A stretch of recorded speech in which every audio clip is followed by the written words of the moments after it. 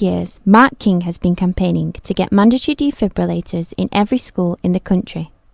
The bill will have its second reading in May and is undergoing further debate. It's really tragic, when anyone loses a family member, when something as simple as having a defibrillator could potentially save people's lives. I mean, the modern technology now also means that, it kind of automatically does it. You don't have to know how to use one because the machines kind of take the readings that are important. What's a really big concern to me is actually how few people know enough about, cardiac arrest, how to treat it, whether there's defib there or not.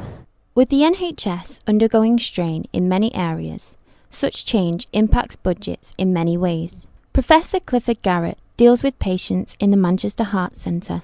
I think it makes sense to have public access defibrillators in as many public buildings as possible.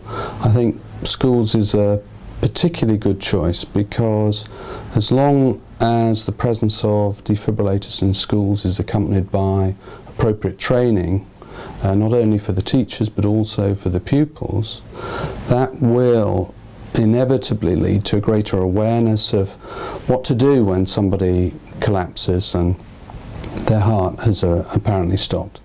Alison Cox founded Cardiac Risk in the Young when her son Steve was diagnosed with a heart defect. Steve now works closely with the charity. He told me that health campaigns undergo a long process before legislation can be secured. Working with government, things are they don't happen quickly. I think I was at the conference, the National Screening Committee, and they said for things to go from an issue raised to be put into policy often takes 20 years. And there are many steps along the way which need to be addressed. And the key issue is to get the questions which will determine the answers. And if you don't have the questions which people are making the decisions on, you're working in the dark. And that's really important to know what needs to be in place to be able to justify this intervention or this change in policy. So hopefully at some point it will get through.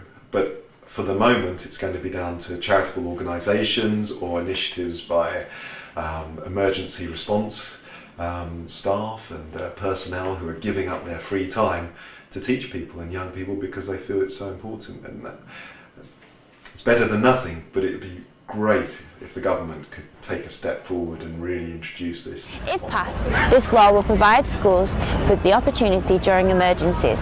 If passed, this law will save thousands of lives. Gem O'Reilly, Keys News.